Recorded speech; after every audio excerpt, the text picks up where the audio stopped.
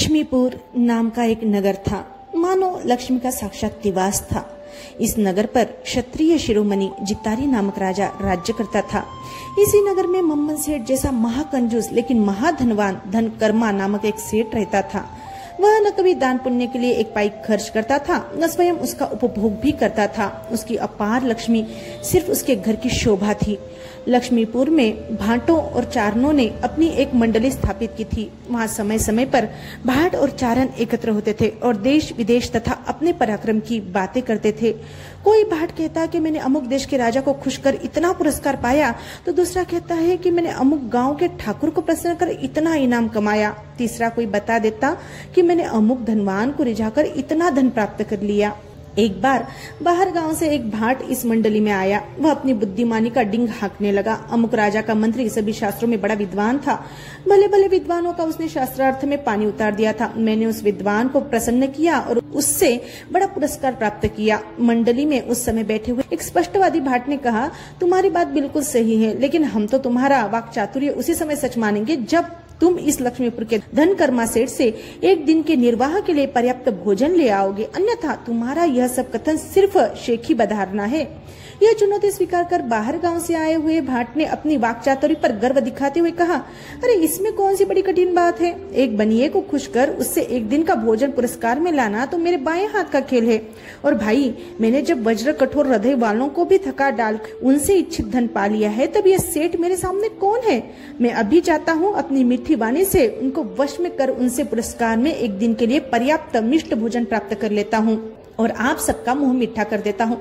इसके साथ ही सुंदर वस्त्रों की भी भेंट ले आता हूँ। यदि मैं धनकर्मा सेठ से भोजन वस्त्र नहीं ला सका तो फिर तुम्हारी मंडली में मुंह नहीं दिखाऊंगा। इस प्रकार की प्रतिज्ञा कर भाट सीधा धनकर्मा सेठ के घर गया। मुंह में से मानो मधु झरने वाली मीठी वाणी की वर्षा करते हुए भाट सेठ से कहने लगा, हे पंडित शिरोमणि, हे दानवीर, आप दान देने में देर क्यों कर रहे हैं। बीता हुआ जीवन का काल कभी वापस नहीं आता। अंजलि में होने वाले पानी की तरह मनुष्य का जीवन जल्द समाप्त हो जाता है। कौन जानता है कि जीवन सूर्य कब अस्त हो जाएगा। लक्ष्मी अति चंचल है। लक्ष्मी मनुष्य के पास तब तक ही रहती है जब तक भाग्य अनुकूल होता है। भाग्य प्रतिकूल हुआ कि लक्ष्मी मनुष्य का साथ छोड़ जाती है। इसलिए इस नश्वर लक्ष्मी का उपयोग दान करने के लिए शीघ्र ही कर लेना चाहिए। जैसे मधुमक्खियों का कड़ी मेहनत से छत्ते में इकट्ठा किया हुआ शहद वागरी जाति का आदमी आकर छीन ले जाता है और मधुमक्खियां पछताती रह जाती है, वैसे ही कंजूस मनुष्य का अत्यंत मेहनत से और हिंसा दुष्कर्म पाप कर संचित किया हुआ धन चोर, राजा, विपरीत भाग्य या सगे संबंधी ले जाते हैं और धन संचय करने वाला मनुष्य मरकर नरकादि दुर्गतियों में दुख भोगने के लिए चला जाता है। इसलिए हे भाग्यवान सेठ, मुझ पर कृपा कर मुझे सिर्फ एक दिन का भोजन दान कर दीजिए। भाट का सुंदर उपदेश और प्रार्थना सुनकर भी पत्थर दिल सेठ का हृदय दया से बिल्कुल नहीं पिघला। जैसे मगशलिया पत्थर उस पर धुआंधार वर्षा होती रहने पर भी कोरा का कोरा रह जाता है, ऐसे ही सेठ के पास आए हुए वाक्चतुर भाट ने कहा, सेठ, मैं महादुखी हूँ, बहुत भूखा हूँ। आपकी बहुत प्रशंसा सुनकर बड़ी आशा से आपके पास आया हूँ, इसलिए मुझे निराश मत कीजिए। दुखी मनुष्य को दान देकर उसकी दुआ प्राप्त कर लीजिए। इस भाट ने सेठ को रिझाने के लिए तरह तरह की युक्तियां की, अभिनय किया, बहुत कोशिश की, लेकिन सब व्यर्थ। कंजूस मनुष्य का दिल पत्थर के समान कठोर और क्रूर होता है।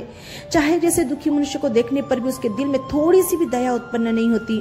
सच बात तो यह है कि कंजूस के दिल होता ही नहीं, उसे सिर्फ दिल से रहित देह ही प्राप्त होती है। ऐसा बिना दिल का मनुष्य दुनिया के लिए शाप रूप होता है। ऐसा मनुष्य बड़ी बड़ी उपाधियां धारण करने वाला हुआ तो भी किस काम का। इसके विपरीत दिल वाला मनुष्य बिल्कुल अनपढ़ हुआ तो भी दुनिया के लिए देवता के समान होता है। कीमत दिल की होती है, सिर्फ सुंदर देह, दौलत या बड़ी उपाधियों की नहीं होती। मनुष्य की सच्ची दौलत उसका उदार दिल ही है। इस कंजूस सेठ धनकर्मा के पास दौलत के ढेर लगे हुए हैं, लेकिन उसके पास दिल नहीं है। दिल में दया नाम मात्र के लिए भी नहीं है। वह तो दिन रात 24 घंटे पैसा पैसा यही मंत्र जपता रहता है। यह वाक चातुर भाट जब बार बार प्रार्थना करता ही रहा, तब ठग और कंजूस सेठ ने कहा, हे भद्र, आज तो मैं तुझे कुछ दे नहीं सकता, लेकिन तू आज जो भोजन मांग रहा है वह कल मैं तुझे दूंगा। महाकंजूस सेठ के मुंह से दूंगा शब्द सुनते ही आया हुआ भाट बहुत खुश हो गया। उसने विचार किया, चलो मेरा यहाँ आना सफल तो हुआ, ठीक है, आज नहीं तो कल देगा, लेकिन देना तो स्वीकार कर लिया ना। बिल्कुल टका सा जवाब तो नहीं दिया। भाट चारणों की मंडली में मैंने जो प्रतिज्ञा की थी वह पूरी होगी और इससे मेरी प्रतिष्ठा बहुत बढ़ेगी। इसलिए भाट ने सेठ से कहा, ठीक है सेठ जी, अब मैं आज तो चला जाता हूँ, कल आ जाऊंगा। याचक को जिद नहीं करनी चाहिए कहकर भाट लौट गया। दूसरे दिन प्रातःकाल के समय भाट मूंछों में हंसता और मन में मुस्कुराता हुआ बड़ी आशा से धनकर्मा सेठ के घर आ पहुंचा। वह अपने मुंह से सेठ पर प्रशंसा पुष्पों की वृष्टि ही करने लगा। सेठ जी, आप तो कर्ण और बलि राजा के समान दानवीर है, आप तो लक्ष्मीपुर के भूषण है, पुण्यशालियों में शिरोमणि है। जब सेठ पर ऐसे प्रशंसा पुष्पों की वर्षा कर भाट रुका तो सेठ ने धीरे से कहा, अरे भाई, तू इतना उतावला अधीर क्यों होता है? थोड़ी शांति से काम ले। क्या मैंने तुझे नहीं कहा कि कल मैं तुझे दूंगा? इसलिए कल आने दे, उतावलापन मत कर। सेठ की ऐसी दंभयुक्त वाणी सुनकर भाट सेठ के दिल का रहस्य जान गया। उसने विचार किया कि इस सेठ के साथ झगड़ा करने से कोई लाभ नहीं है, लेकिन मैं प्रतिदिन सेठ के घर आकर मांग मांग कर इस सेठ को थका दूंगा।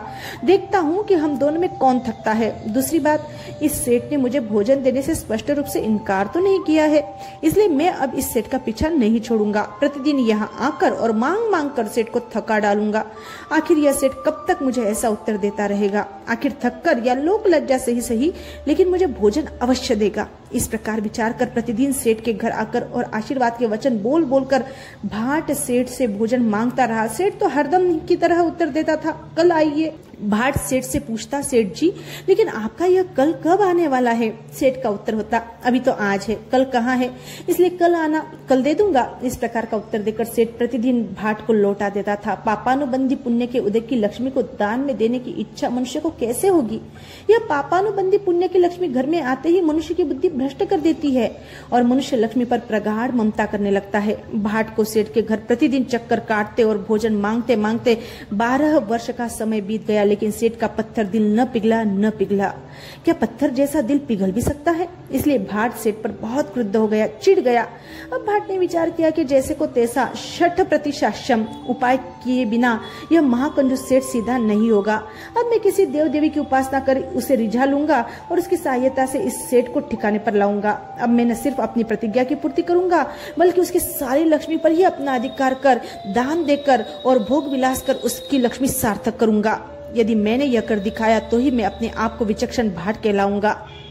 इस प्रकार का दृढ़ निर्णय कर प्रताड़नी विद्या की सिद्धि के लिए भाट ने मन में निश्चय कर लिया। इस विद्या की सिद्धि के लिए वह चंडिका देवी के मंदिर में गया। शक्ति को प्रणाम कर उसने प्रार्थना की, हे माता, तेरी कृपा से मेरा कार्य सिद्ध हो जाए। विद्या सिद्धि के लिए वह देवी के सामने पलथी मारकर बैठ गया। कार्य साधयामी व देहम पातयामी, अर्थात करेंगे या मरेंगे, यह दृढ़ निश्चय कर उसने विनय पूर्वक 27 दिन उपवास किया। मौन, तप, मंत्र का जप, होम आदि विधि के द्वारा उसने चंडिका देवी को प्रसन्न कर लिया।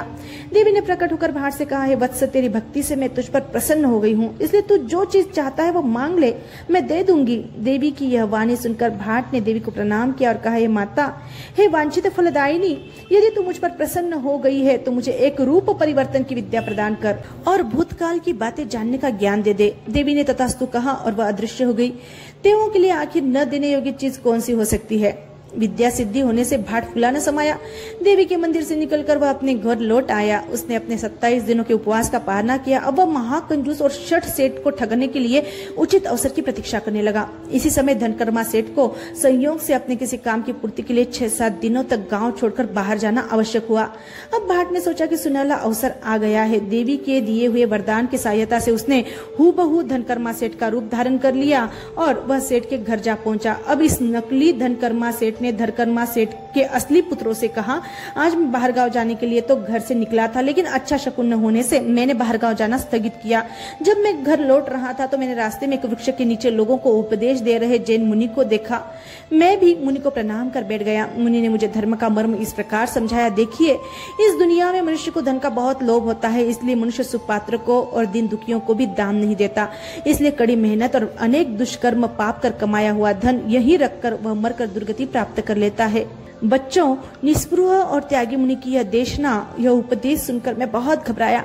मैंने भी अरबों रुपयों का धन दिन रात मेहनत और अनेक कुकर्म कर संचित कर लिया है। इस संचित धन से मैंने कभी किसी को एक पैसे का भी दान नहीं दिया है। दान धर्म किए बिना परलोक में मेरी कौन सी गति होगी? मुनिश्री की प्रेरक वाणी से आज मेरे अंतर चक्षु खुल गए हैं। इसलिए अब से दान देने और यथेच्छ भोग विलास करने का निश्चय मैंने कर लिया है। लक्ष्मी अभी तक न किसी के साथ गई है न जाएगी। लक्ष्मी का कोई कोई विश्वास भी नहीं है, मनुष्य के जीवन का भी कोई भरोसा नहीं है। इसलिए आज से मैंने दिया हुआ दान ही पुण्य बनकर साथ देगा, यह जीवन सूत्र स्वीकार कर लिया है। इसलिए तुम सब भी यथेच्छ दान दो और सुखोपभोग करो। शास्त्र में धन की 3 गतियां बताई है, दान, भोग और नाश। यदि हमने धन का उपयोग दान देने के लिए नहीं किया और अच्छे वस्त्र, खान पान आदि प्राप्त करने के लिए नहीं किया तो अंत में उसका नाश अवश्य होगा। इसमें भी हमारे जीवित होते ही यदि हमारा पुण्य बल घट जाए तो हमें रोता चिल्लाता छोड़कर लक्ष्मी चली जाती है। मुनि ने आगे उपदेश देते हुए कहा कि अर्थ सभी अनर्थों की जड़ है। यह पैसे का मोह ही दुनिया में मनुष्य को अनेक पाप करने को प्रवृत्त करता है। लक्ष्मी तो पुण्य होने पर ही मिल सकती है, अन्यथा हम चाहे जितनी मेहनत क्यों न करें फिर भी नहीं मिलती। व्यापार का फल धन प्राप्ति का और धन प्राप्ति का फल दान है। बच्चों, मुनि के इस उपदेश से मेरे सिर से पैर तक जैसे आग से लग गई। इसलिए अब मैंने हाथ ढीला कर मुक्त रूप से दान देने का विचार निश्चित किया है। इस दुनिया में दान देने के लिए 7 क्षेत्र यानी स्थान अच्छे हैं।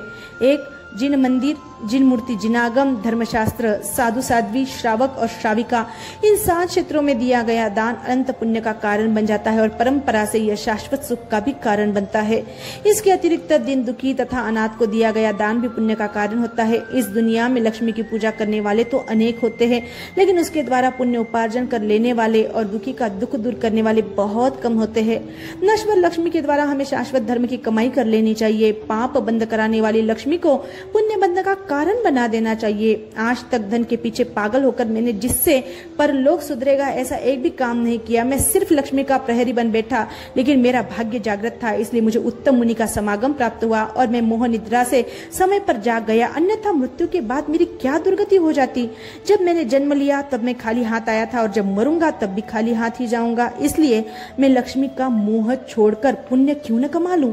शास्त्रों में कहा भी है कि लक्ष्मी की शोभा दान है और दान की शोभा सुपात्र है। दूसरी बात यह है कि जो धनवान होते हुए भी कंजूसी के कारण दान नहीं देता, उसका नाम प्रभात में भली सुबह के समय कोई नहीं लेता। प्रभात के समय उसका नाम लेना अमंगल माना जाता है, लेकिन दाता दानवीर का नाम तो सब लोग भली सुबह के समय ही लेते हैं।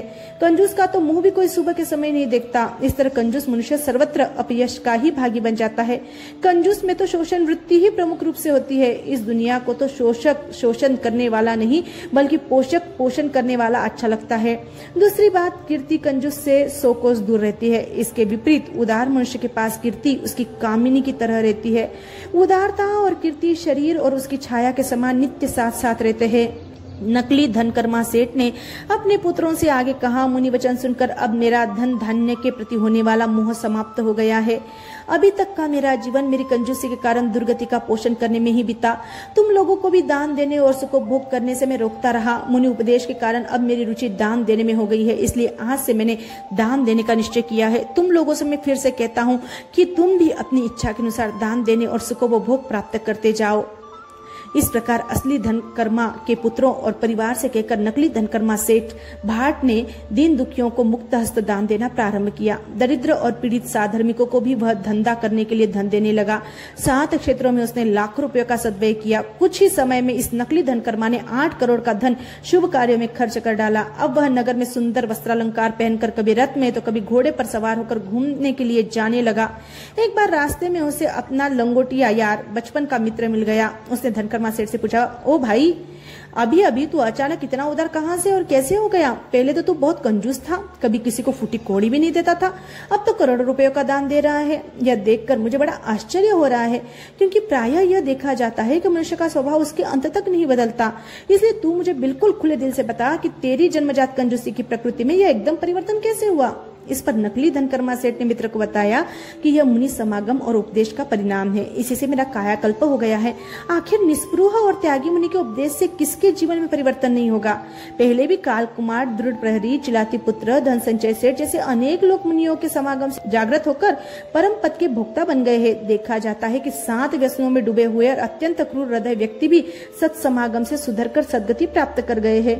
मुझमें तो सिर्फ कंजूसी का एकमात्र दोष था। अगर वह मुनि समागम से नष्ट हो जाए तो उसमें आश्चर्य की कौन सी बात है? नगर के लोग भी आपस में बातें करते रहे कि धन्य है यह धनकर्मा सेठ जिनके पीछे लगी हुई कंजूसी समूल समाप्त हो गई है। हम लोगों की बुद्धि में कब सुधार होगा? इस तरह सभी नगरवासी धनकर्मा सेठ की बुरी बुरी प्रशंसा करने लगे। कुछ अन्य लोग कहने लगे, ऐसा लगता है कि सेठ की मृत्यु अब निकट आ गई है, इसलिए तो उनके स्वभाव में ऐसा बड़ा परिवर्तन हुआ है। अन्यथा जन्मजात कंजूस स्वभाव का मनुष्य एकदम उदार बन जाता है, यह बात असंभव सी लगती है। शास्त्र में भी कहा गया है कि जब मनुष्य के स्वभाव में एकदम परिवर्तन आता हुआ जान पड़े तो समझना चाहिए कि अब यह मनुष्य कुछ ही दिनों का मेहमान रह गया है। इस प्रकार नगरवासी जिसको जैसा ठीक लगे बोलते गए, प्रतिक्रियाएं व्यक्त करते गए। लोगों के मुंह थोड़े ही बंद किए जा सकते हैं। एक बार ये नकली धनकर्मा सेठ राजसभा के लिए योग्य वस्त्र तथा आभूषण पहनकर और अपने साथ मूल्यवान उपहार लेकर ठाट बाट से राजसभा में गए। सेठ ने राजा को प्रणाम कर वह मूल्यवान उपहार राजा को भेंट किया। राजा अत्यंत मूल्यवान उपहार देखकर सेठ पर बहुत खुश हुआ। राजा ने सेठ का बहुत आदरातिथ्य और सम्मान किया। राजा के मन में भी यह जिज्ञासा जागृत हो गई कि इस जन्मजात कंजूस प्रकृति के सेठ के स्वभाव में यह अचानक इतनी उदारता कहाँ से आ गई। इसलिए राजा ने सेठ से पूछा, सेठ आपके जीवन में अचानक ये इतनी सारी उदारता कहाँ से आई?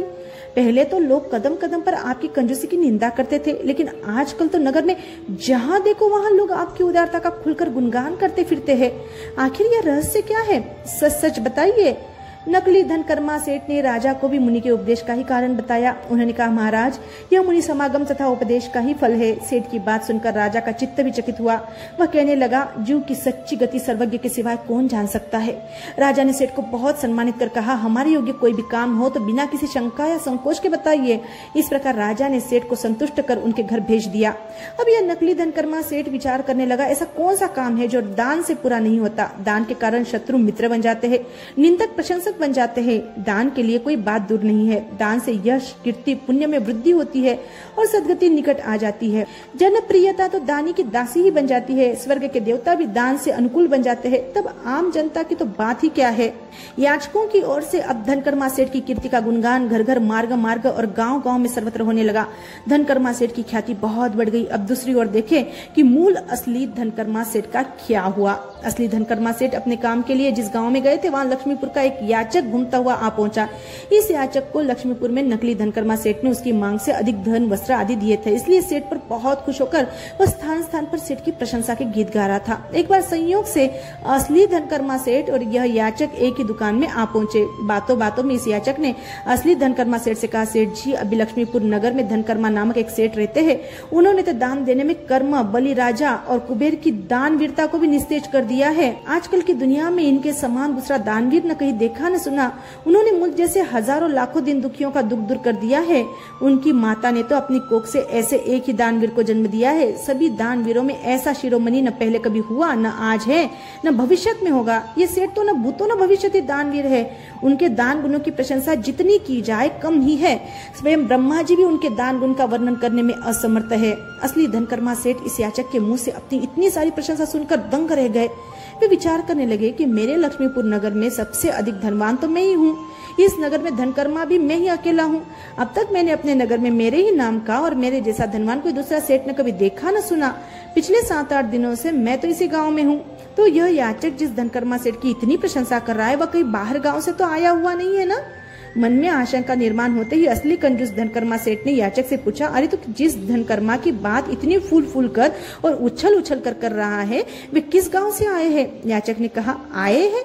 यह आप क्या कह रहे हैं सेठ जी? वे इसी लक्ष्मीपुर नगर के मूल निवासी है और अमुक मोहल्ले में रहते हैं। रंग रूप तथा आकार में तो हूबहू आप जैसे हैं, लेकिन गुणों में वह सिर्फ आपसे बल्कि देवों से भी बहुत बढ़कर है। याचक की यह बात सुनते ही सेठ के दिल को बड़ा धक्का सा लगा। उनकी समझ में नहीं आया कि मैं यह सब क्या सुन रहा हूँ। कहीं मैं सपने में तो यह बात नहीं सुन रहा हूँ ना? तो क्या यह बात सत्य होगी? मेरे पूरे नगर में मुझ जैसा तो दूसरा कोई नहीं है, तो फिर मेरे ही मोहल्ले में यह दूसरा धनकर्मा कहाँ से आ गया? इसलिए शंकित होकर सेठ ने फिर से याचक से पूछा, हे याचक, तू जो बात कह रहा है वह मेरे मस्तिष्क में उतरती नहीं है, इसलिए मैं तुझसे फिर एक बार पूछता हूँ। क्योंकि याचक के एक नहीं बल्कि 100 जिह्वाएं होती है। वो प्रतिक्षण भिन्न भिन्न प्रसंगों में और प्रत्येक व्यक्ति के पास भिन्न भिन्न बातें बोलता है। याचक जाति का यह स्वभाव ही होता है। इसलिए तू मुझे ये बता दे कि जो बातें तूने अभी कही है वे किसी से सुनी सुनाई है या अपनी आंखों से देखी हुई है? तू भांग तो चढ़ा कर नहीं आया है ना? मेरे नाम का मेरे सिवाय उस नगर में अन्य कोई नहीं रहता है। मैं स्वयं ही लक्ष्मीपुर नगर का निवासी धनकर्मा हूँ। पिछले 7-8 दिनों से मैं अपने किसी काम के लिए यहाँ आया हूँ, इसलिए तेरी कही हुई बात सच कैसे मानी जाए? याचक ने जवाब दिया, सेठ, आप मेरे साथ निरर्थक विवाद क्यों कर रहे हैं? हम याचक सत्यवादी होते हैं। हम वही बोलते हैं जो हम देखते हैं। मन में एक और मुंह में दूसरा, इस प्रकार की बोलने की रीति तो विधाता ने आप बनियों को दी है, हम याचकों को नहीं। फिर भी यदि आपको मेरी बात झूठ लगती है तो स्वयं वहां लक्ष्मीपुर में जाकर अपनी आंखों से देख आइए, फिर तो शंका का कारण नहीं रहेगा। सत्य आप स्वयं देख लेंगे। लेकिन हाँ, इस नगर में घूमते हुए मैंने एक बात अवश्य सुनी, और वह यह कि पहले ये धनकर्मा सेठ बहुत कंजूस थे, लेकिन अब तो वे बहुत उदार बन गए हैं और मुक्त हस्त से दिन दुखियों को दान दे रहे हैं। इसलिए सेठ, मैंने जो कहा सच ही कहा है। आखिर झूठ बोलकर मुझे आपसे क्या लेना है? जैसा देखा वैसा कहा। मैंने कोई बात नमक मिर्च लगाकर घटा बढ़ाकर नहीं कही है। भगवान आपका कल्याण करे। तो अब आज्ञा दीजिए सेठ जी। इतना कहकर याचक तो वहां से अपने घर की ओर चला गया। लेकिन इधर असली धनकर्मा सेठ के हृदय में बड़ी खलबली मच गई। याचक की बातें सुनकर सेठ को बड़ा धक्का सा पहुंचा। सेठ को लगा कि याचक की बात एकदम झूठ तो नहीं लगती, उसमें कुछ न कुछ तथ्य सच अवश्य है। इसलिए मैं स्वयं ही अपने नगर जाकर देख लूं आखिर यह सब क्या है। यदि इस बात में कोई सच्चाई नहीं रही तो फिर से यहाँ आकर अपना बाकी बचा हुआ काम पूरा कर लूंगा। लेकिन सच्चाई जानने के लिए अब तो मुझे अपने नगर जाना ही चाहिए। इस प्रकार विचार कर सेठ, दिन कुछ बाकी था तभी वहां से निकले। रास्ते में कोई गांव आया, वहां उन्होंने मुकाम तो किया, लेकिन चित्त में चिंता होने से सेठ को नींद नहीं आई। चिंता मग्न स्थिति में ही जैसे वैसे रात बिताकर भली सुबह ही वे अपने लक्ष्मीपुर नगर की ओर चल पड़े। उधर नकली धनकर्मा सेठ को चंडिका देवी द्वारा मिले हुए वरदान के प्रभाव से यह मालूम हो गया कि असली धनकर्मा आज नगर में आ रहे हैं। अपने भवन के द्वार रक्षकों को आदेश दिया कि देखो, आजकल नगर में अनेक बहुरूपीय ठग आ गए हैं। वे अनेक प्रकारों से लोगों को फंसाते ठगते रहते हैं। अनेक बहुरूपीय ठग तो ऐसे ही है कि वे घर के मालिक का ही रूप बनाकर घर में घुसते हैं और घर की मूल्यवान चीजें उठाकर रफू चक्कर हो जाते हैं। इसलिए तुम लोग बहुत सावधान रहो। किसी भी ऐसे ठग को यहाँ मत घुसने दो। अगर ऐसा कोई बहुरूपिया आए तो उसे अपमानित कर धक्के मारकर निकाल दो। मध्याह्न के समय असली धनकर्मा सेठ ने लक्ष्मीपुर नगर में प्रवेश किया। नगर वासियों ने सेठ को नगर में आते हुए देखा। लोग एक दूसरे के पास जाकर धीरे धीरे फुसफुसाने लगे, आज फिर यह क्या बात है? आज धनकर्मा सेठ फिर से अपना कंगाल जैसा वेश पहनकर पैदल चलते हुए कहाँ से आ गए? इसी बीच एक मनुष्य ने कहा, नहीं, ये धनकर्मा सेठ नहीं है, धनकर्मा जैसा कोई पथिक जा रहा है। दूसरे ने कहा, हाँ, तू बिल्कुल ठीक कहता है। मैंने आज सुबह ही पालकी में बैठकर अनेक सेवकों को आगे पीछे रखकर शान से जाने वाले धनकर्मा सेठ को देखा है। तीसरा बोल उठा, सचमुच सच्चे धनकर्मा तो यही है। उन्हें देखते देखते मेरा सारा जीवन बीत गया है। यदि मेरी बात झूठ हो तो बदिए शर्त। लोगों को इस तरह से भिन्न भिन्न प्रकार की बातें करते हुए असली धनकर्मा सेठ ने सुना। लोगों की बातें सुनकर असली धनकर्मा मन में विचार करने लगा, जरूर दाल में कुछ काला है, इसलिए एक बार जल्द से जल्द मैं घर पहुंचकर देख लूं कि यह सब क्या मामला है। घर पहुंचकर मैं सब जांच पड़ताल कर लूंगा। यह सोचते सोचते सेठ धनकर्मा अपने घर के आंगन में आ पहुंचे। सेठ ने देखा कि मुझे आते देखकर कोई भी नौकर मेरे सम्मान में खड़ा नहीं रहा। किसी ने मुझे प्रणाम भी नहीं किया। इसलिए नौकरों पर गुस्सा करते सेठ जब घर में घुसने लगे तो द्वार रक्षकों ने उन्हें रोका और वे उनसे कहने लगे, कौन है तू? कहाँ जाता है? किसके घर में घुसता है? पराये घर में घुसते हुए तो शर्म नहीं आती? अपने घर के नौकरों का ही ऐसा उद्दंड व्यवहार देखकर तो धनकर्मा सेठ हक्का बक्का रह गए।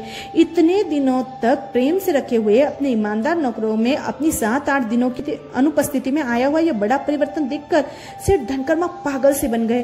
फिर सेठ ने अपने एक विश्वसनीय ईमानदार नौकर से पूछा, क्या तू भी मुझे नहीं पहचानता है? मेरी सेवा करते करते तेरे कितने ही वर्ष बीत गए हैं। तो क्या तेरी और तेरे इन साथियों की बुद्धि आज भ्रष्ट हो गई है? इस पर गुस्से से भरकर नौकरों ने कहा, हमारी अक्ल तो ठिकाने पर है, लेकिन तेरी अक्ल भ्रष्ट हुई सी लगती है। इसलिए ठग, तू यहाँ से तुरंत निकल जा, नहीं तो हम तेरा कचुम्बर निकाल देंगे। देख, तेरी यह चालाकी दूसरों के सामने दिखा, हमारे सामने नहीं। हम तेरी बातों में आने वाले नहीं है। हम तो पहले ही तुझे पहचान गए हैं। याद रख कि ज्ञातो ग्रहो न पीड़यति, अर्थात परिचित ग्रह पीड़ा नहीं दे सकता। चल निकल जा यहाँ से। नौकरों की उद्दंडता देखकर धनकर्मा ने कहा, अरे क्या तुम सब अचानक स्वामी द्रोही बन गए हो? ये क्या 7-8 दिनों में अपने मालिक को भी भूल गए? नौकरों ने कहा, तू किसका मालिक और कौन तेरे नौकर? क्या बकवास करता है? हमारे मालिक तो घर में बैठे आराम कर रहे हैं। तू तो कोई चालाक ठग लगता है। शायद तो अपनी चालाकी दिखाकर किसी के घर में चोरी करना चाहता है। अच्छा हुआ कि हमारे मालिक ने पहले से ही हमें बता रखा कि इस नगर में आजकल बहुत से ठग आ घुसे हैं। तू जल्द यहाँ से चलता बन। यदि हमारे मालिक को मालूम हुआ कि आंगन में कोई ठग आया है तो वे आकर तेरा बुरा हाल कर देंगे, समझा? चल भाग यहाँ से। असली मालिक धनकर्मा सेठ और नौकरों के बीच चल रहा यह वाद विवाद सुनकर अड़ोस पड़ोस के लोग वहां इकट्ठे हो गए। धनकर्मा सेठ ने अपने परिचित पड़ोसियों को देखकर धीरज से कहा, देखिए भाइयों, आप ही देखिए, ये मेरे नौकर मुझे घर में प्रवेश करने से ऐसे रोक रहे हैं मानो 7-8 दिनों में वे मुझे भूल गए हो। आप सब तो जानते हैं कि अपने व्यवसाय के काम के लिए मैं 7-8 दिनों के लिए बाहर गांव चला गया था। धनकर्मा सेठ का चेहरा, उनकी भाषा और वेश देखकर पड़ोसी भी भ्रम में पड़ गए कि असली धनकर्मा कौन है, या हमारे सामने होने वाला या घर में आराम कर रहा है वह। यह धनकर्मा जो कहता है वह सच प्रतीत होता है, लेकिन घर में बैठा हुआ धनकर्मा जो कहता है वह भी सच लगता है। समझ में नहीं आता है इनमें असली कौन है और नकली कौन है। विशिष्ट ज्ञानी के सिवाय यह सच झूठ का रहस्य कौन जान सकेगा। इस पर एक पड़ोसी ने उपाय सुझाया कि हम इन दोनों को एक दूसरे के पास खड़ा करेंगे और असली कौन और नकली कौन है इसकी परीक्षा करेंगे। पड़ोसी की बात काटकर धनकर्मा सेठ के नौकर बीच में ही बोले, आप लोग क्या समझते हैं, सच्चे सेठ तो घर में बैठकर आराम कर रहे हैं, लगता है कि यह कोई चालाक ठग आया है। इस प्रतिक्रिया को सुनकर एक होशियार मनुष्य बोला, भाइयों, मुझे तो यह बाहर गांव से आया हुआ ही असली धनकर्मा सेठ लगता है। कहते हैं कि मनुष्य का स्वभाव मरे बिना नहीं बदलता, प्राण और प्रकृति यानी स्वभाव साथ साथ जाते हैं। किसी उत्तम महात्मा का उपदेश सुनकर मनुष्य के स्वभाव में थोड़ा सा अंतर आ सकता है, लेकिन मनुष्य का स्वभाव एकदम नहीं बदल जाता। मूल स्वभाव देखा जाए तो यह बाहर गांव से आया हुआ ही सच्चा असली धनकर्मा लगता है। घर में बैठा हुआ तो स्वभाव से बिल्कुल ही भिन्न लगता है। कंजूस मनुष्य गुरु के उपदेश से दान दे तो भी वह पात्र अपात्र, योग्य अयोग्य आदि का विवेक कर जिसे जितना देना चाहिए उसे उतना ही दान देगा, लेकिन ज्यों त्यों धन का अपव्यय नहीं करेगा। इसके विपरीत घर में बैठा हुआ धनकर्मा तो आंखें मूंद कर योग्य अयोग्य, पात्र कुपात्र का विचार किए बिना दान देता ही जा रहा है। इसलिए मुझे तो यही असली धनकर्मा लगता है। बाहर चल रहा यह सारा शोरगुल सुनकर घर में से धनकर्मा सेठ का ज्येष्ठ पुत्र बाहर आया। अपने इस पुत्र को देखकर धनकर्मा सेठ ने कहा, बेटा, तूने किसको घर में घुसा दिया है? तेरा बाप तो मैं हूँ, तूने फिर यह नया बाप किसको बनाया है? यह सुनकर क्षण भर के लिए बड़ा पुत्र तो भ्रम में पड़ गया। वह समझ ही न पाया कि सारा मामला आखिर क्या है। बड़े पुत्र ने तुरंत घर में जाकर नकली धनकर्मा को सारी घटना कह सुनाई। नकली धनकर्मा सेठ ने बड़े पुत्र से कहा, मैंने तुमसे कल ही कहा था कि आजकल नगर में अनेक चालाक ठग आए हैं, उन्हीं में से कोई ठग घूमते यहाँ आया हुआ सा लगता है। बड़े पुत्र ने कहा, हे पूज्य पिताजी, आप जरा बाहर आकर उस ठग को देखिए तो सही, आपकी और उसकी आकृति तो बिल्कुल एक जैसी लगती है। जब नकली धनकर्मा सेठ बाहर आए तो सभी नौकर एकदम उठे और हाथ जोड़कर खड़े हो गए। नकली सेठ ने असली सेठ से पूछा, ए तू कहां से आया है? ए धूर्त, तू किसके घर में घुसना चाहता है? इस पर असली सेठ ने उत्तर दिया, मैं ही इस घर का सच्चा मालिक हूँ। यह सारी संपत्ति मैंने बड़ी मेहनत से कमाई है, लेकिन तू कौन है, कहां से आया है, किस लिए चालाकी से मेरे घर में घुसकर मेरी संपत्ति ज्यों त्यों लुटा रहा है? इसलिए तू यहाँ से बाहर निकल और चल मेरे साथ बाजार में। वहां महाजनों सज्जनों को इकट्ठा कर सत्य क्या है और असत्य क्या है इसका निर्णय कर लेंगे। दूध का दूध और पानी का पानी हो जाएगा। उस पर नकली सेठ ने कहा, अरे भाई, सारी दुनिया जानती है कि जो घर में है वह असली है और जो घर के बाहर है वह नकली है। फिर भी यदि तेरी इच्छा ही है तो चल, नगर के राजा के पास जाएंगे, वहां जाकर न्याय कराएंगे। इस तरह आपस में वाद विवाद करते करते दोनों सेठ बाजार में जा पहुंचे। वहां सज्जनों महाजनों को इकट्ठा कर दोनों ने अपना अपना पक्ष रखा। इन दोनों सेठों की विचित्र बातें सुनकर महाजन भी विचारभंग हो गए। दुर्जन यह विवाद सुनकर वहां खड़े खड़े हंस रहे थे तो सज्जन दुखी हो रहे थे कि विचित्र कर्म परिणाम जीवों को कैसे नचाता है, कैसे हंसाता है, कैसे रुलाता है। असली धनकर्मा सेठ के दुख का तो कोई पार नहीं था। अब क्या होगा, निर्णय क्या होगा, इस चिंता में तो इस बेचारे का शरीर भी दुर्बल सा हो गया। मुंह पर चिंता की रेखाएं उभर आई, मुंह उतर सा गया। महाजन विचार करने लगे कि इस समस्या में न्याय कैसे किया जाए। दोनों के चेहरे, भाषा, अनुभव, उम्र, चाल, हाव भाव बिल्कुल समान है, अंश मात्र भी फर्क नहीं है। इस समय एक बुद्धिमान मनुष्य ने उपाय बताया कि इनके पुत्रों को बुलाया जाए और भूतकाल में घटित बातों के बारे में उनसे प्रश्न कराया जाए। जो ठीक उत्तर देगा वह असली, दूसरा नकली सिद्ध होगा। महाजन को भी यह उपाय उचित लगा, इसलिए उन्होंने एक आदमी धनकर्मा सेठ के घर भेजकर उसके पुत्रों को बुला लिया। उन्होंने अब इन पुत्रों से कहा, देखो बच्चों, तुम इन दोनों को तुम्हारे घर में घटित हुई बातों, गुप्त धन आदि के संबंध में प्रश्न करो। इन दोनों में से जो सही उत्तर देगा वह असली धनकर्मा सिद्ध हो जाएगा। महाजन के कहने के अनुसार धनकर्मा के पुत्रों ने इन दोनों को अलग अलग बुलाकर महाजन के सामने उनसे प्रश्न पूछे। दोनों ने भी पूछे हुए प्रश्नों के बिल्कुल सही और समान उत्तर दिए। नकली धनकर्मा ने देवी के दिए हुए वरदान के प्रभाव से चूड़ामणि शास्त्र देखकर सभी प्रश्नों के सही उत्तर दिए। इस बात से महाजन तो उलझन में पड़ गए। उन्होंने निर्णय दिया कि जब तक इन दोनों में से असली कौन और नकली कौन इसका निर्णय नहीं हो पाता तब तक दोनों में से कोई भी घर में प्रवेश नहीं करेगा। महाजन का किया गया निर्णय दोनों को अनिच्छा से स्वीकार करना ही पड़ा। अब दोनों सेठ आपस में झगड़ने लगे, उल्टी सीधी बातें करने लगे, एक दूसरे पर झूठे इल्जाम लगाने लगे। दोनों के प्रतिदिन के इस कलह को देख सुनकर नगरवासी भी तंग आ गए। इसलिए नगरवासियों ने इकट्ठा होकर दोनों सेठों से कहा, आप दोनों मेहरबानी कीजिए और अपने झगड़े का न्याय करने के लिए राज दरबार में जाइए। राजा के पुण्य प्रभाव और बुद्धि बल से आपके झगड़े में न्याय हो जाएगा। दोनों को लोगों की यह बात पसंद आई। दोनों सेठ अब अपने झगड़े का न्याय कराने के लिए राज दरबार में पहुंचे। दोनों सेठों ने राजा को प्रणाम किया और राजा के सामने अपना अपना दुखड़ा रोया। दोनों की समान आकृति, समान रंग रूप, समान भाषा देखकर राजा भी बड़ी उलझन में पड़ गया। इसलिए राजा ने अपने मंत्री को बुलाकर उनके झगड़े का न्याय करने का काम सौंपा। मंत्री ने दोनों सेठों से अनेक प्रकार के उल्टे सीधे प्रश्न पूछे, अनेक युक्तियां लड़ाई, लेकिन मंत्री भी निर्णय नहीं कर पाया कि इन दोनों में असली कौन है और नकली कौन है। इसलिए हार कर मंत्री ने राजा के पास जाकर उनके झगड़े का न्याय करने में अपनी असमर्थता प्रकट की। इसलिए यह बड़ी जटिल समस्या बन गई कि इन दोनों सेठों में से असली कौन है और नकली कौन है। न्याय करना बहुत कठिन हो गया। राजा को लगा कि इन दोनों सेठों ने तो हमारी बुद्धि का गर्व ही उतार डाला। न्याय करने में मंत्री की बुद्धिमानी भी काम नहीं आई। यह देखकर तो राजा को बहुत दुख हुआ। इसलिए अब राजा ने राज्यसभा के सभी सदस्यों को चुनौती देकर कहा, क्या इस सभा में कोई माई का लाल है जो इस विवाद का सुखद अंत ला सके। सभी सदस्य नीचे मुंह कर चुपचाप बैठे रहे। इस पर राजा ने कहा कि यदि मेरी यह राज्यसभा इस विवाद का निर्णय न कर सकी तो संसार में मेरी प्रतिष्ठा मिट्टी में मिल जाएगी। इस अवसर पर एक चतुर सदस्य ने राजा को सुझाया, महाराज कहते हैं कि बहुरत्ना वसुंधरा, इसलिए हमारे इसी नगर में कोई देवी की कृपा प्राप्त या बहुत बुद्धिमान नर रत्न अवश्य मिल जाएगा। आप नगर में ढिंडोरा पिटवाइए, इससे आपके पुण्य प्रभाव से अवश्य ही कोई पुरुष रत्न प्रकट होकर आपकी चुनौती स्वीकार कर लेगा। सदस्य की युक्ति संगत बात सुनकर राजा ने सारे नगर में तुरंत ढिंडोरा पिटवाकर घोषणा कराई कि जो कोई नर रत्न इन दो सेठों में असली नकली का सही न्याय करेगा उसका धनकर्मा सेठ की सुंदर कन्या से विवाह करा दिया जाएगा। राजा की आज्ञा अनुसार राज सेवक सारे नगर में ढिंडोरा पीटते हुए राजा की हुई घोषणा दोहराने लगे। चलते चलते यह घोषणा करने वाले राज सेवक धन्य कुमार के निवास स्थान के पास आकर ढिंडोरा पीटकर घोषणा दोहराने लगे। धन्य कुमार अपने महल के अटारी पर बैठकर यह घोषणा सुन रहा था। उसने घोषणा सुनकर स्मित करते हुए राज सेवक से पूछा, क्या तुम्हारे राज्य की इतनी बड़ी राजसभा में कोई भी इस विवाद का निर्णय नहीं कर सका। सेवक ने विनम्रता से कहा, हे बुद्धि निदान, आप जैसे अतुल बुद्धि के धनी के अतिरिक्त इस विवाद का निर्णय कौन कैसे कर सकता है। फिर शालीभद्र के बहनोई धन्य कुमार ने यह चुनौती स्वीकार की और वह तुरंत राजा के पास जा पहुंचा। धन्य कुमार के चुनौती स्वीकार करने का समाचार राजा को पहले ही सेवकों से मिल गया था, इसलिए राजा बहुत खुश हुआ। मानो मूर्तिमंत सूरज ही हो, ऐसे तेजस्वी और देव कुमार की तरह पुण्यवान धन्य कुमार को देखकर राजा के मन में पूरा विश्वास निर्माण हो गया कि यह नररत्न इस पेचीदी समस्या को अवश्य सुलझा देगा। धन्य कुमार के राजसभा में आने पर राजा ने उसका बहुत सम्मान कर उसे अपने पास बिठा लिया और सारी समस्या राजा ने धन्य कुमार को सविस्तार समझाई। धन्य कुमार ने कहा, स्वामी, इस संसार में सत्य धर्म के समान बलवान कोई नहीं है। जहाँ धर्म होता है वहाँ जय होती है। कहा भी है, यतो धर्मस्ततो जयः, सत्य धर्म ही इस विवाद का निर्णय करेगा। इन दोनों सेठों को पहले स्नान कराने का प्रबंध कीजिए, फिर उन्हें मेरे कहने के अनुसार कसौटी पर कसकर परखिए। जो सच्चा या असली होगा वह सुखपूर्वक इस कसौटी पर सच्चा उतरेगा, जो नकली या झूठा होगा वह कसौटी पर नहीं उतर सकेगा। राजा ने धन्य कुमार के कहने के अनुसार दोनों सेठों को स्नान कराया और फिर उनको कसौटी पर कसने की परीक्षा देने के लिए कहा। फिर धन्य कुमार ने बहुत छोटे छोटे छेद या सुराख होने वाली एक झाड़ी मंगाई। इस झाड़ी के छेद बहुत सूक्ष्म थे। झाड़ी राजसभा में रखी गई। न्यायदान का यह प्रसंग देखने के लिए नगर में से लाखों लोग इकट्ठा हो गए थे। सबके मन में बड़ी जिज्ञासा थी कि धन्य कुमार क्या निर्णय देगा। दोनों सेठ कसौटी पर कैसे कसे जाएंगे, उनमें कौन विजयी होगा। फिर धन्य कुमार ने समान आकार वाले दोनों धनकर्मा सेठों को राजसभा में बुलवाया। दोनों राजसभा में आकर राजा के सामने खड़े रहे।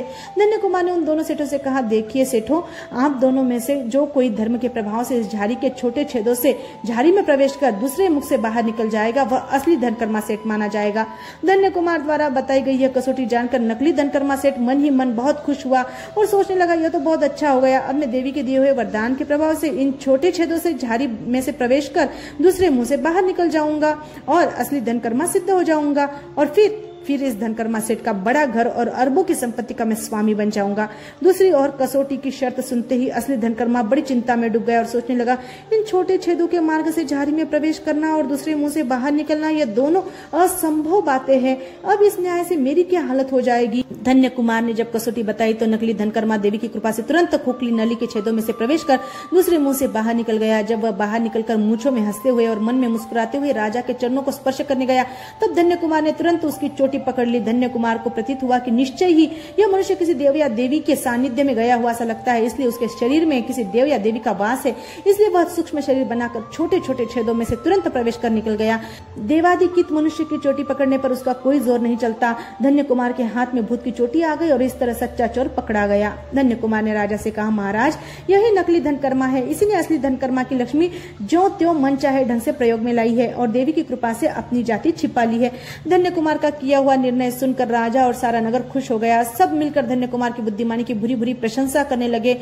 राजा नकली धनकर्मा पर इतना क्रुद्ध हो गया कि उसने उसका वध करने की आज्ञा अपने सेवकों को दे दी। उधर असली धनकर्मा सेठ अपने पक्ष में न्याय होने से बहुत खुश हो गए और राजा तथा धन्य कुमार के बहुत उपकार मानने लगे। सत्य में वजयते, अंत में विजय सत्य की ही होती है। इस सत्य का यह अच्छा उदाहरण है। धनकर्मा सेठ का भाग्य अब भी जागृत था, इसलिए उन्हें दरबार में न्याय करने के लिए धन्य कुमार जैसा सच्चा रत्न मिला।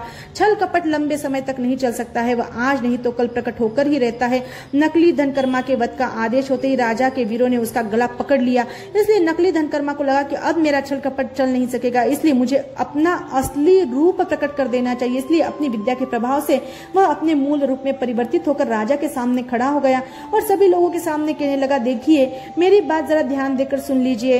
राजा ने उसे सब कुछ स्पष्ट कह देने का आदेश दिया। तब उसने प्रारंभ से ही घटित सारी बातें बता दी। उसने कहा, एक बार हमारे भाट चारणों की मंडली में यह शर्त बंधी थी कि यदि मैं इस लक्ष्मीपुर नगर के महाकंजूस धनकर्मा सेठ से एक दिन का निर्वाह होने योग्य भोजन ले आऊं तो ही मैं सच्चा भाट। इस पर मैंने गर्व से कहा कि इसमें कौन सी बड़ी बात है, मेरे लिए तो यह बच्चों का खेल है। इसलिए मैंने हमारी इस मंडली में प्रतिज्ञा की कि यदि मैं धनकर्मा सेठ से एक दिन का भोजन न ला सका तो मैं फिर से भाट चारणों की इस मंडली में कदम भी नहीं रखूंगा और मंडली के किसी कार्यक्रम में भाग भी नहीं लूंगा। यह प्रतिज्ञा करने के बाद मैं वहां से उठकर सीधा धनकर्मा सेठ के घर पहुंचा। मैंने सेठ की बहुत प्रशंसा की और सेठ से एक दिन का भोजन देने की प्रार्थना की, लेकिन इस कंजूस धनकर्मा सेठ ने मुझसे कहा, आज समय बीत गया है, इसलिए कल आ जाओ। उस समय मैं सेठ की बात मानकर अपने घर लौट गया। दूसरे दिन मैं फिर धनकर्मा सेठ के घर गया, उनकी बहुत स्तुति कर भोजन मांगा तो सेठ ने उत्तर दिया, इस समय तो आज है, कल आ जाओ। मैंने कहा, सेठ आपका यह कल कब आएगा? सेठ ने कहा, कल आ जाएगा, तब आ जाओ। ऐसा होते हुए भी मन में बड़ी आशा रखकर मैं लगातार 12 वर्षों तक सेठ के घर भोजन पाने के लिए प्रतिदिन चक्कर काटता रहा, लेकिन कंजूस सेठ से एक ही उत्तर मिलता रहा, कल आइए, कल आइए। सेठ के इस बर्ताव से मैं उन पर बहुत क्रुद्ध हुआ और मैंने उनको सबक सिखाने के इरादे से, सीधे करने के इरादे से दृढ़ संकल्प किया। फिर मैं चंडिका देवी के मंदिर में चला गया। वहां मैंने 27 दिनों तक उपवास कर देवी को प्रसन्न कर लिया और देवी से यह वरदान मांगा कि मैं चाहे जैसा रूप धारण कर सकूं और भूतकाल की बातों का ज्ञान प्राप्त कर सकूं। यह वरदान पाकर अपने घर लौटकर मैंने उपवास का पालना किया। फिर जब इस धनकर्मा सेठ ने बाहर गांव जाने का कार्यक्रम बनाया, तब मैंने अवसर देखकर धनकर्मा का रूप ले लिया और उसके घर पहुंचकर उसके पुत्र को बताया। रास्ते में जाते समय अपशकुन होने से बाहर गांव जाना स्थगित कर मैं अपने घर लौट रहा था कि रास्ते में एक वृक्ष के नीचे मुझे एक मुनि की देशना सुनने को मिली, जिससे मेरा हृदय परिवर्तन हुआ। ऐसी बनावटी बातें कहकर मैंने धनकर्मा सेठ के पुत्र का विश्वास प्राप्त कर लिया। फिर मैंने मुक्त हस्त दान देना प्रारंभ किया। इस प्रकार महाराज अपनी प्रतिज्ञा पूरी करने के लिए मैंने षड्यंत्र रचा था। इस धनकर्मा सेठ का धन दान करने के लिए प्रयोग में लाकर मैंने उनकी कीर्ति और नाम बढ़ाया है। मैंने तो इतने दिनों तक उनके घर में सिर्फ भोजन ही किया है। भाट की यह पवित्र अंतकरण से अपनी गलती की स्वीकृति जान लेने पर राजा भाट पर प्रसन्न हो गया।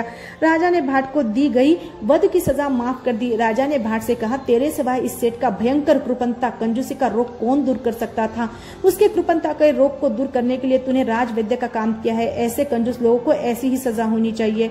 इसमें न तेरा कोई दोष है न कोई अपराध है। तूने लगातार 12 वर्षों तक प्रतिदिन एक भोजन पाने के लिए चक्कर काटने में एकाध दर्जन जूते अवश्य नष्ट कर दिए होंगे, फिर भी सेठ का दिल नहीं पिघला। कितना क्रूर हृदय! सचमुच कंजूस मनुष्य का हृदय बहुत क्रूर होता है। चाहे जिसका चाहे जैसा दुख देखने पर भी उसके दिल में दया का भाव उत्पन्न नहीं होता। ऐसी कृपणता का धिक्कार हो। धन के ढेर घर में होने पर भी जिसे द्वार पर आए हुए या चरोटी दे डालने को मन नहीं करता, ऐसा धनवान मनुष्य तो धरती के लिए भार रूप है। लेकिन तूने जो किया वह अच्छा ही किया। इस तरह से तूने उसकी लक्ष्मी का सदव्यय किया। जैसे को तैसा इस उक्ति के अनुसार बर्ताव कर तूने सेठ की शान ठिकाने लाने का जो कार्य किया वह ठीक ही किया। इतना कहकर राजा ने इस भाट के वाक चातुर्य पर प्रसन्न होकर उसका उचित सम्मान किया और उसे उसके घर भेज दिया। फिर राजा ने सभा में बैठे हुए धनकर्मा सेठ को उपदेश देते हुए कहा, देखिए सेठ, आपको कभी भिक्षुक का विरोध नहीं करना चाहिए। पुण्य के बल से प्राप्त हुए धन का सद्व्यय करना चाहिए। दिन दुखियों पर दया करनी चाहिए। उनका दुख दूर करने के लिए यथाशक्ति दान देना चाहिए। कंजूसी न केवल इस लोक में बल्कि परलोक में भी दुख का कारण बनती है। इसलिए कंजूसी का त्याग कर उदार बनना चाहिए। याद रखिए, लक्ष्मी बड़ी चंचल है, वो मनुष्य के पास तभी तक टिकती है जब तक पुण्य का उदय होता है। जब अंत में मरते समय लक्ष्मी को यही छोड़कर खाली हाथ चले जाना है तो फिर उसकी सहायता से दया दान कर उसको सफल क्यों न किया जाए। इस संसार में कौन लक्ष्मी साथ लेकर निर्माण हुआ है और कौन लक्ष्मी साथ लेकर मरा है। इसलिए सेठ लक्ष्मी का मोह छोड़ दीजिए और मनुष्य जन्म को सफल बनाने के लिए उदार बन जाइए। राजा ने धनकर्मा सेठ को इस तरह उपदेश कर उनके घर भेज दिया। सेठ लज्जा के साथ राजा को प्रणाम कर हर्षित होकर अपने घर लौट आए। अपनी मिल्कियत वापस मिलने से सेठ का जी ठंडा हो गया। यह मिल्कियत वापस दिलाने वाले और सच्चा न्याय कराने वाले धन्य कुमार से राजा की शर्त के अनुसार सेठ ने अपनी सुंदर गुणवती कन्या गुणमालिनी का विवाह बड़े ठाट बाट से करा दिया।